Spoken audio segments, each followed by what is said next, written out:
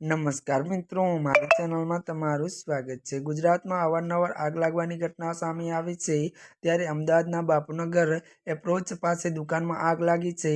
ત્યારે દુકાનમાં ભારે આગ લાગતા અફરાતફરીનો માહોલ સર્જાયો હતો। બે દુકાનો ભીષણ આગમાં લાગતા ધુમાડાના ગોટે ગોટા દૂર સુધી જોવા મળ્યા હતા। મળતી માહિતી અનુસાર પહેલા બે દુકાનમાં આગ લાગી હતી, જે વિકરાળ બનતા 18 દુકાનો આગની ઝપેટમાં આવી હતી। દુકાનમાં ઓઇલ અને જ્વલનશીલ પદાર્થો હોવાથી આગ વિકરાળ બની હતી। જો હજુ બિઝનેસમેન્ટમાં પણ જ્વલનશીલ પદાર્થ હોવાનું અનુમાન લગાવવામાં આવી રહ્યું છે।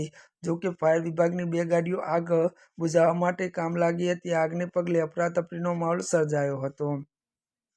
ઉલ્લેખનીય છે કે દુકાનમાં ભીષણ આગ લાગવાની ઘટના જાણ સ્થાનિકોને ફાયર વિભાગને કરતા તાત્કાલિક ધોરણે ફાયર બ્રિગેડની ગાડીઓ બે ત્યારે ઘટના સ્થળે પહોંચી હતી અને આગ બુઝાવવાની કામગીરી ત્યારે હાથ ધરી હતી।